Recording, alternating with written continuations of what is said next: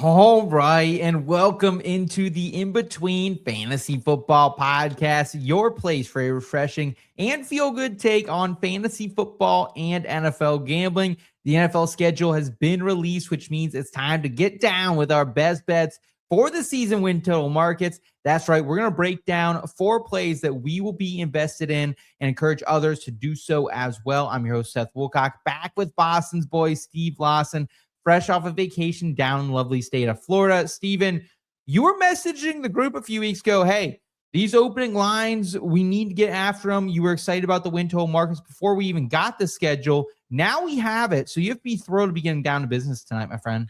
I am because some of these came out, some of these win-loss totals came out, and they were just goofy. And this is the time of year where you can take advantage of that. And so I absolutely did. I put my money down, and I'm excited to share that with the people. I also want to share with the people that we came out of our little intro there, and here I am wiping my nose, I just did a bump right before the show. I can assure everyone that I didn't. It was just crazy timing. I just wanted to clear myself before the internet did its best impression of some sort of, I don't know, Olivia Benson cosplay on me. So I assure you I am sober and ready to go for this one, although some fans of some franchises may. Steve, being our entertainment expert here at IBT, of course, you have Popcorn Root Beer, where you cover everything from entertainment betting to entertainment reviews. Who's the number one cokehead character for you? Because I'd argue it has to be Leo there in Wolf of Wall Street. I would say it's Scarface. I mean, the entire movie is just Al Pacino going absolutely bonkers on coke. He's just that's what he does, right? He's like a coke dealer down in Miami. So it's an incredible film for anyone who hasn't watched it. Please don't please don't watch it with your children. Seth, if you haven't watched it yet, you will change your opinion because it is Al Pacino kind of right at the time where he became the psycho Al Pacino, where he stopped being so subtle with his acting and decided that he was just going to overact everything. I only ever knew that Al Pacino. Yeah, it's just an incredible experience, start to finish. It almost feels like being on a coke. Okay. Well, I appreciate that. Hopefully our bets do not make you feel that way, but maybe they will at the same time.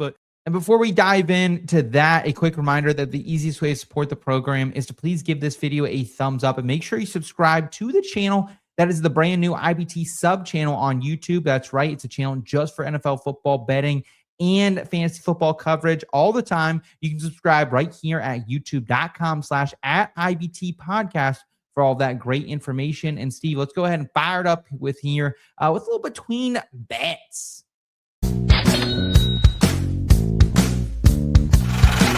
bets.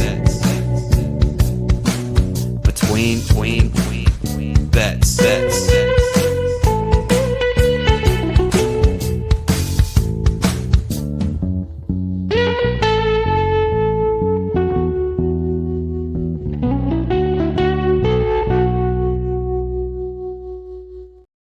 All right, it's between bets, and we're looking at the season win totals this go around for 2026. And Steve, you and I both have a team we're fading and a team we're backing. So let's start with the bad, work into the good. Who are you fading in 2026 when it comes to their win total?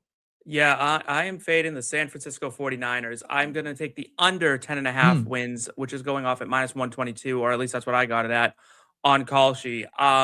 Let me explain why before everyone jumps down my throat about how great the 49ers have been over the years. First off, they are beaten to death. That team is injury plagued, and I don't know if it really is because they're playing next to those power lines or what, but they're snake bit. Add in John Lynch being unable to draft whatsoever. They did not add anything of value this draft that's going to help them win right now. Good point. Add into that, they are underdogs in 8 out of their 17 games. That means they're only favored or at least even in 9 of those games. They play the Rams and the Seahawks twice each, right? So that's a tough division. That's a much tougher division than people want to acknowledge. Again, Kittle injured, CMC's 100, Ayuk crazy, not showing up. They are counting on really 1,000-year-old Mike Evans. That Ricky Sticky, you can't stay on the field. Ricky Pearsall, whose most significant contribution to the NFL was a storyline before the season by getting shot. And then Deshaun Streebling, who went about, 4 rounds early. So this is like a team. It's a mess, right? It's constructed terribly. Their offensive line is only getting older and worse. Their defense will be fine-ish, but not great. Again, they're in a really hard division. Even the Cardinals aren't like a joke pushover team. They could sneak up and get them. This is a tough schedule for the 49ers. 10.5 wins as the third best team in a division. I just don't see it happening. Yeah, I honestly don't blame you at all, man, because this is a team that, like, whether it's betting or fantasy, I'm also kind of fading a little bit. And part of that is like just their history with injuries, right? In the 21st century, specifically this last 10-year run with Kyle Shanahan. But you also mentioned it, like, I gave them an F for their draft, right? And like, I would think I was higher on Streebling than most people were, but I still didn't think he was deserving of the 33rd overall pick. So a lot of question marks out there that I'm not sure, like Jake Tongas and Kalen Black, who they also drafted in the 3rd round, is RB2 off the board, a guy who wasn't even invited to the comp. And I'm a Black guy too, but not in the 3rd round, not when he's the RB2. Like, you could have got difference makers there, but you decide not to, and you decide to take swings at projects that you were in on as a general manager and head coach rather than what the consensus was in on, which is fine sometimes. But yeah, so I'm right here with you, man. I think it's a really good bet. -122. I can tell you were early to the market on this because the best I'm seeing now out there, -135 for this number. So Steve already on a little closing line value, but hey, there's plenty of boost you guys are going to see over the next couple weeks to a couple of months when sports are a little bit dead. So the books are going to want you to get invested with the futures market. So it's going to be a great way to do that. Steve, I'm going to go ahead with my first season win total bet. And it's also a team I'm fading, the New York Jets, under 5.5 wins, +114. I did get a boost from BetRivers, and I used it here for 2 units down. And this pains me to do, man, because like a few years ago, I loved the Jets, man. Like, I was all in, like, to the point where like we made a Frisky Jets t-shirt. Why? I don't know, just because I couldn't stop drafting Breece Hall and Garrett Wilson, I think. But like, part of me realized, like, in that span of following the Jets a bit closer, that like I think it's actually just a dog shit organization. I'm being honest with you, man. Like, I realize like I am just strictly a Breece Hall and Garrett Wilson fan. Like, kind of sad that they're both going to be locked up there for a while at the end of all this. But like, this feels like a high number, man, for a franchise that's totaled just 8 wins over the past 2 seasons. Guess how many times, Steve, do you think they've hit this over of 5.5 wins in the last 10 years? 3. You're right on it. 3 times, 30% clip. And like, let's also keep in mind, Geno Smith, 2-13 last year. Like, that's not great either. And he was for the Raiders, who they weren't like an all-star team, but they weren't atrocious by any means. I thought that he should be 2-13 as a starter, and like threw an NFL high 17 picks. And like, to me, that's the liability, Steve, is this is the team in the Jets' worst turnover differential in the entire league last year, -19. Couldn't buy an interception if they tried, man. Like, and I think their draft was also weird. I don't mind the pick of David Bailey at 2. I think Sadiq at 16, when you already have a guy like Mason Taylor, you don't really know what he is yet. I don't love that. Like, I don't hate the value on Sadiq. It's more just like the fit. And like, I do like Omar Cooper Jr., but was he really that much better than Elijah Surratt? I still have my questions there. And like, at the same time, like the secondary, they got one of my favorite cornerbacks, D'Angelo Pons, out of IU, but like, he's a nickel guy, right? He's not going to be on the field all the time, at least starting out here. So I think their secondary still got a lot of question marks. How good is Minkah Fitzpatrick at this point? Not really sure. And then also at linebacker too. So for me, like, I just think that a team that, I mean, talk about a team that lost the schedule release, 12th toughest schedule for the Jets this season. And a lot of their beatable opponents, Steve, in really, really weird, unoptimal situations. Tennessee, week 1, Bob Saleh comes back to town. You think he's not fired up and those guys aren't going to get up for him? Browns in week 5, where they've probably, if they were going to roll to Deshaun Watson, that's probably over and done with, I think, by week 5. I think Shador's under center, who I'll talk about later, but had a pretty good record last season. Vegas in week 8, I think it's probably a few starts for Mendoza by that point as well. Arizona late in the season, could Carson Beck be tearing it up a little bit, or at least have his confidence under him? Minnesota, the end of the year too. So whether it's Kyler or JJ, they're going to kind of have that figured out. And usually that's when the Minnesota Vikings get hot. So for me, I'm just all the way out on the Jets. I like some of these players, like I'm a Pons guy. Of course, I like my guy Garrett Wilson and Brees Hall. But for me, it's 2 units down plus 114. Thanks to our friends out there in Pittsburgh at BetRivers. Yeah, I like it. I think that's just a fantastic decision. I am. Oh, Oh, we lost you. there we go. I'm back. Yep. Go ahead. Count yourself down and bring it right back up from the top. All right. 3, 2, 1. Yeah, I mean, 5.5 wins feels really aggressive for a team that essentially took their offseason as if it was Madden and thought, well, we don't need a quarterback. And the best thing we can do is invest in the offense because our offense was bad last year. Well, like your offense got like kind of better as the season went on in different ways, but like you didn't address the fact that you couldn't buy an interception. You didn't address the fact you traded your best pass rusher really away in Jermaine Johnson. I know he didn't have the sacks to back it up, but he was generating those pressures, generating those double teams. They trade him to Tennessee, mind you. So now he's going to be coming off the edge at the statue of Geno Smith because he can't run anymore. And he just had those 17 interceptions. He's not getting better. And I don't know what was going on with this draft because you took Sadiq when you didn't need to take Sadiq. Then you took Cooper, but Adonai Mitchell came in last year and looked really good as your number 2 wide receiver. Looked kind of like the guy you thought he'd be a season ago when the Colts drafted him. And then for some reason you just start throwing like you're just like, well, that's a splashy thing. That's a name people know. Let's go with that. They drafted to sell jerseys. That's what they did.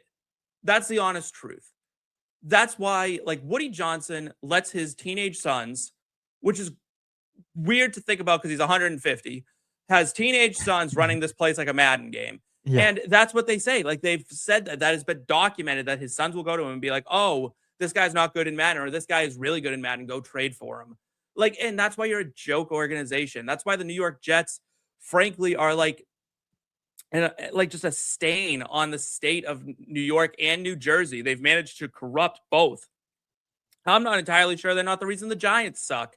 I think mediocrity just permeates that locker room like perpetually because the Jets are an absolute joke. 5.5 wins, smash that under. Yeah.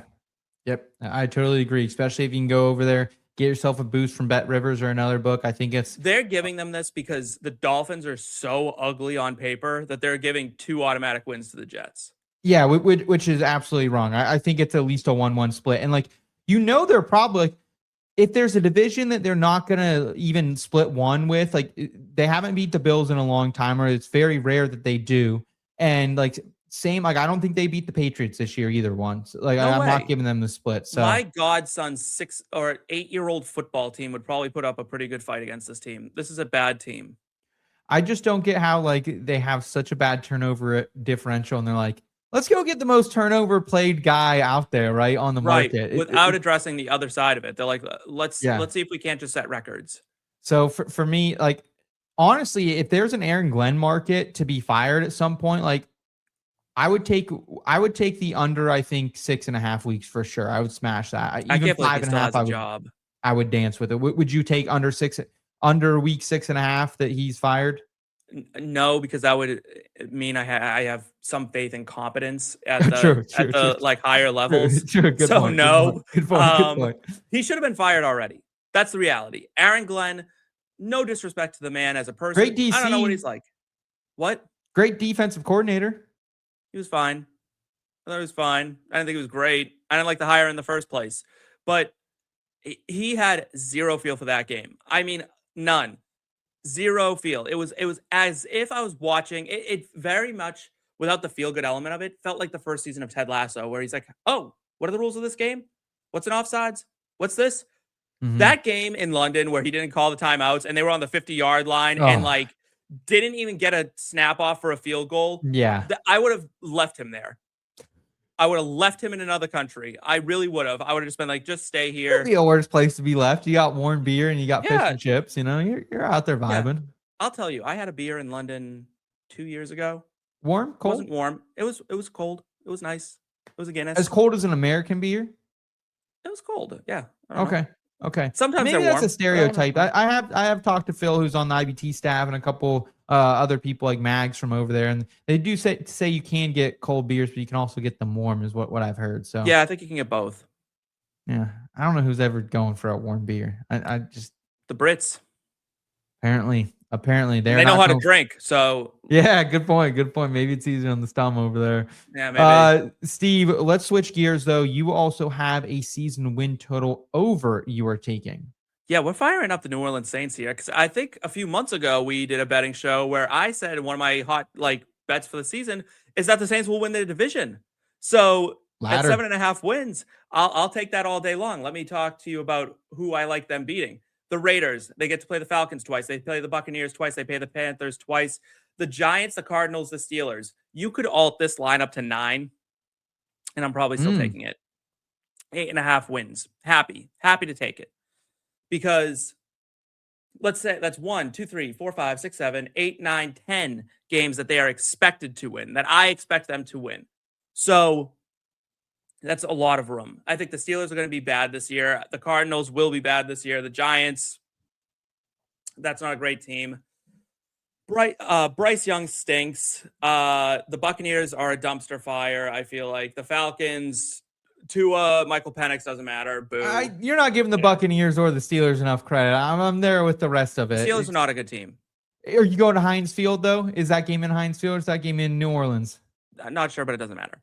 It does matter. Heinz Field's a tough place to play. It is when it's a good Steelers team. This is a bad Steelers team. And you just They brought won back the division last year and they got better at every by position default, pretty much. the other teams basically died Got in a better plane crash. every position, and they have an actual offensive coordinator. Got rid of Arthur Smith. They're definitely better. They brought back Aaron Rodgers. That's fine. That's Their fine. defense That's is good. 150 years old. They're good for 9 wins, bro. They're good for 9 That's wins. fine. They'll have 9 wins against other teams. But I think the Saints are going to go to, I think they're a 9-win team, 9-10 wins. And I think they take the division. Yeah, I mean, you have to continue to expect Tyler Shuck to take another step forward now that he's got a little more help. Jordan Tyson on deck, of course. They also bring in Oscar Delp at the tight end position, and Trey Lance's brother, Bryce Lance. So a lot of interesting things happening there on the offensive side of the ball. We'll see what it looks like now with Travis Etienne return to the Bayou.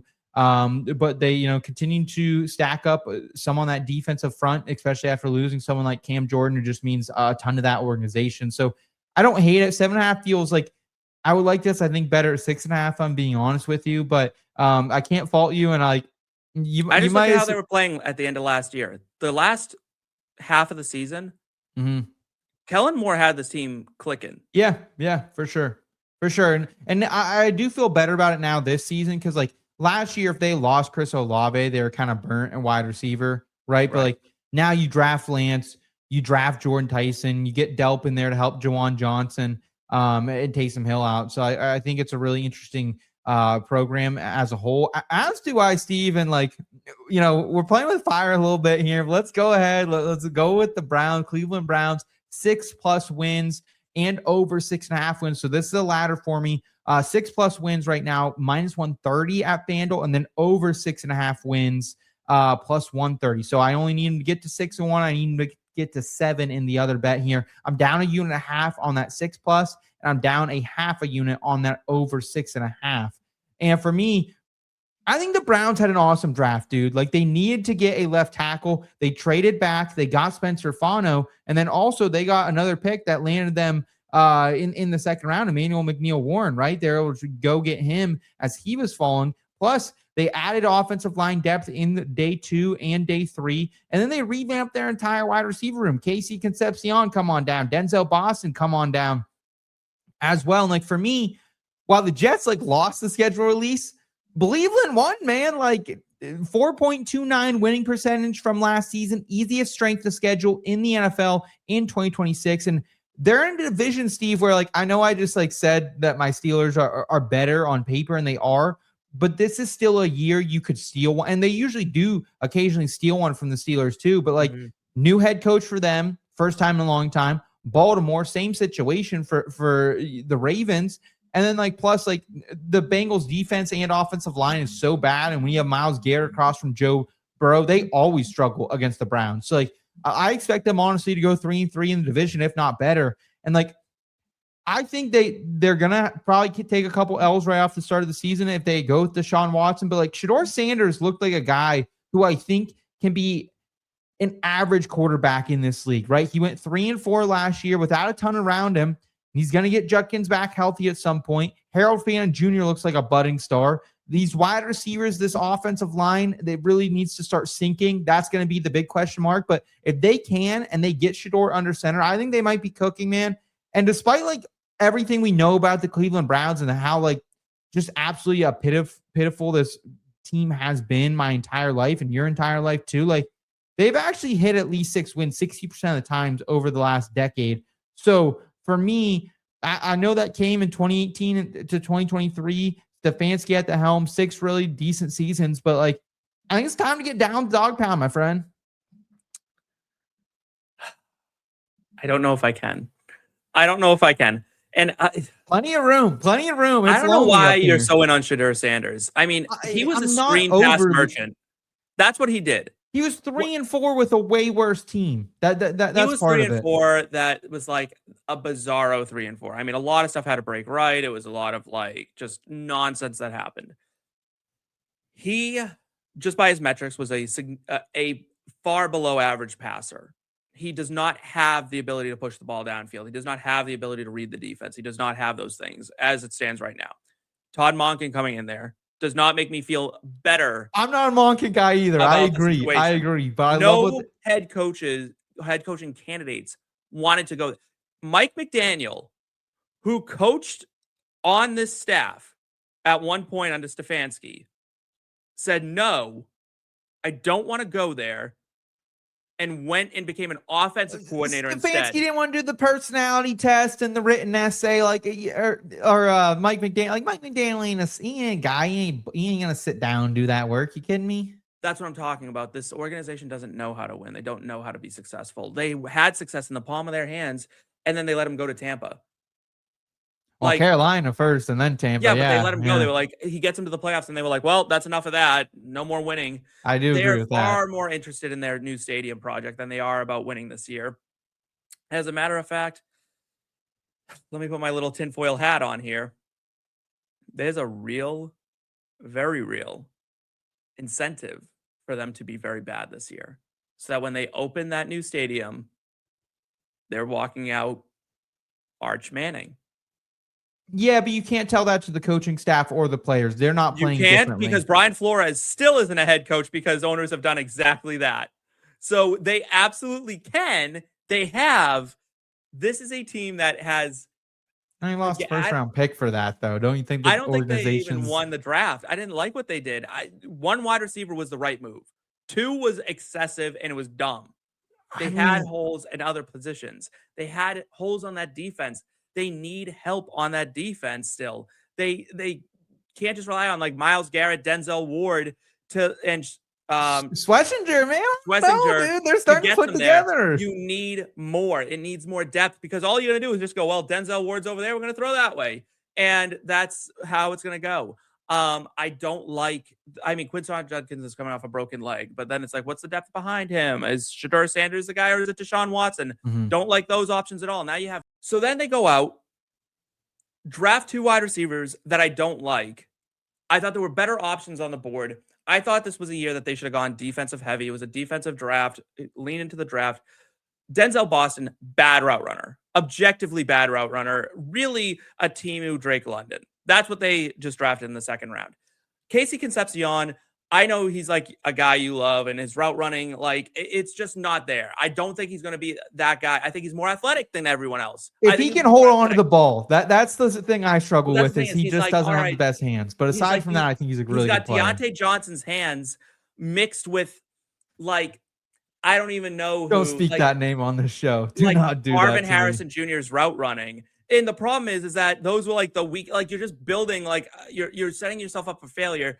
And then like Jerry Jeudy's there. And you have these 2 quarterbacks who don't know how to spread the ball around like this because now you're relying on them to make reads and they're not good at that. You don't have an offensive wizard in there that's going to save Shedeur and try to Frankenstein together Deshaun Watson again. This is a real problem that they didn't go and address in the draft. There was other options, I would have signed a different quarterback. Like, they just didn't do anything. The Shedeur Sanders love needs to stop. It's just gonna I'm the here buck for stops it. here. I think he can be just as good of a quarterback as Bryce Young, who got the Carolina Panthers to the playoffs and almost beat the Rams. Let's not forget. Like, I think he can be about that, which, like, is that good enough to be a starter in the league? I don't know, but your 20th to 30th is how I look Bryce at it. Young has more arm talent, which is weird to say, than Shedeur Yeah, Sanders. I won't disagree with you. So what is with you. Shedeur Sanders bringing to the table that people are so confident in? They keep looking back to college that he was so accurate, but he threw it like 3 yards. I think he's got good accuracy. I think he honestly throws a pretty nice ball too. And I think he I throws think a like decent looking ball, but his motion's slow.